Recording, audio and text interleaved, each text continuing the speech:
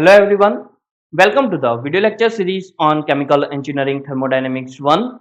Myself Jaimin Pandya, Assistant Professor in Chemical Engineering Department of LJ Institute of Engineering and Technology.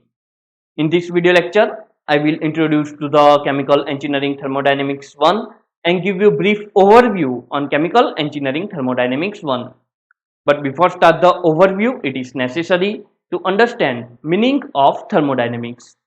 Thermodynamics word is made of two Greek words, one which is a therm and second which is a dynamics.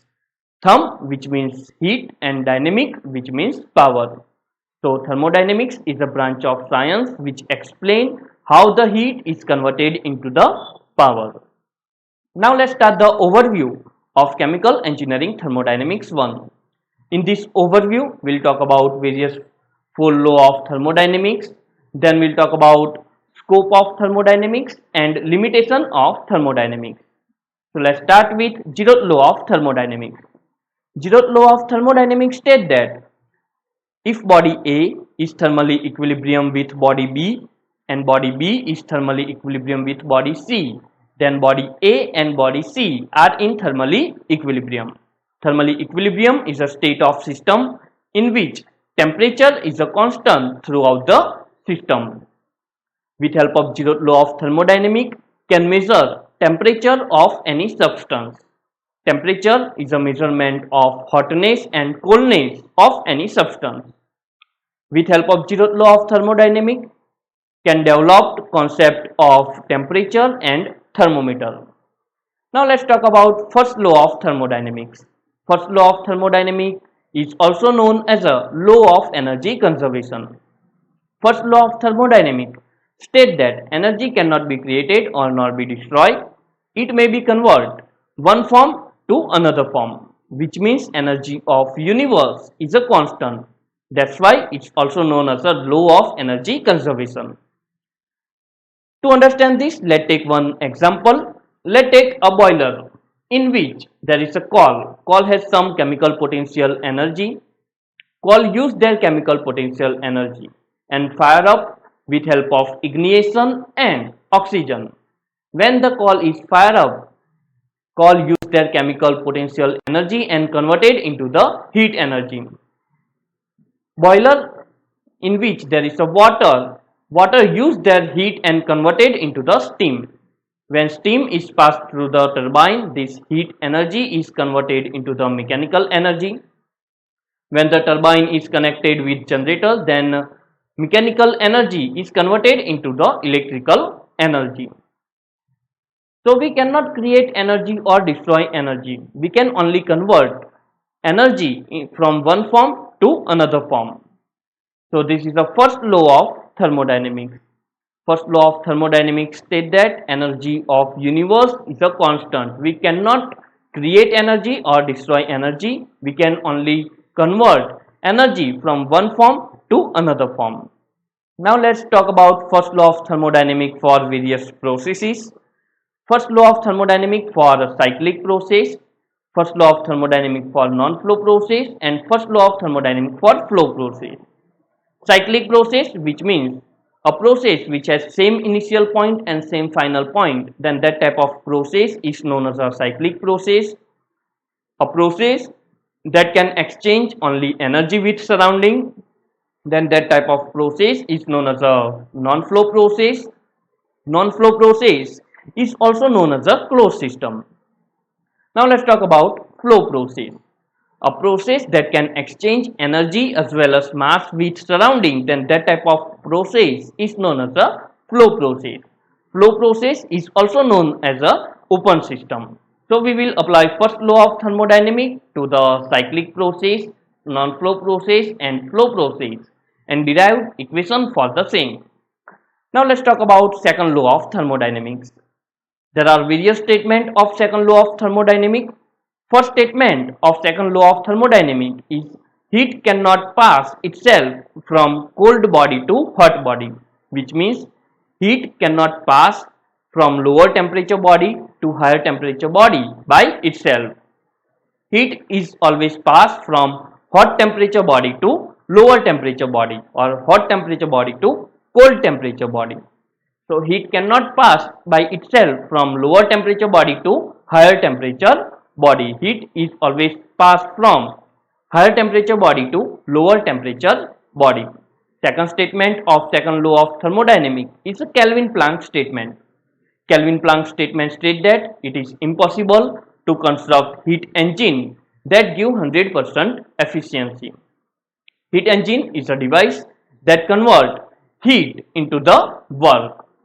So heat engine is a device which use higher temperature body and take heat from higher temperature body and convert it into the work. So Kelvin-Planck statement state that it is impossible to convert heat engine that give 100% efficiency, which means it is impossible to construct heat engine that convert all heat into the work. When the heat is converted into the work with help of heat engine, some heat will be lost due to the friction and leakage of heat in the cold sink. So whenever heat engine take heat from hot source, it convert heat into the work, some energy will be lost due to the friction and leakage of that energy and converted into the heat from the work. So it is impossible to convert all heat into the work. This is a second statement of second law of thermodynamics, which is a Kelvin-Planck statement. Now let's talk about third statement of second law of thermodynamics, which is a Clausius statement. Clausius statement states that it is impossible to construct heat pump that transfer heat from lower temperature body to higher temperature body without using external work. Heat pump is a device that transfer heat from lower temperature body to higher temperature body using external work, but it is impossible to transfer heat from lower temperature body to higher temperature body without using external work. So whenever heat is passed from lower temperature body to higher temperature body, always require work. So this is a third statement of second law of thermodynamics, which is a Clausius statement. Now let's talk about third law of thermodynamics. Third law of thermodynamics states that the absolute entropy is a zero for perfect crystalline substance at absolute zero temperature, which means if the temperature is decreased of any substance, internal energy of substance is also decreased. As the temperature decrease, kinetic energy of molecule is also decreased, which means at absolute zero temperature, which means 0 Kelvin temperature or minus 273.15 degrees Celsius temperature, kinetic energy and internal energy is 0. That's why entropy of that perfect crystalline substance is a 0. So at absolute zero temperature, entropy of that substance is a 0. Absolute zero temperature, which means 0 Kelvin temperature or minus 273.15 degrees Celsius temperature. Now let's talk about various course outcome for the subject. After completing this subject, you should able to demonstrate the use and application of first and second law of thermodynamics. After completing this subject, you should able to evaluate change in different thermodynamic property for pure fluid using equation of state.